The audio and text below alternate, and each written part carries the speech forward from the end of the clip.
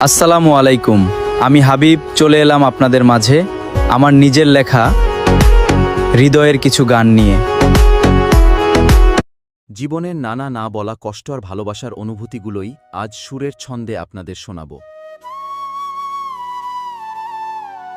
চলো আমরা প্রথমেই গানে চলে যাই বন্ধুরা। আমাদের সাথে আজ এই বিশেষ অনুষ্ঠানে যোগ দিন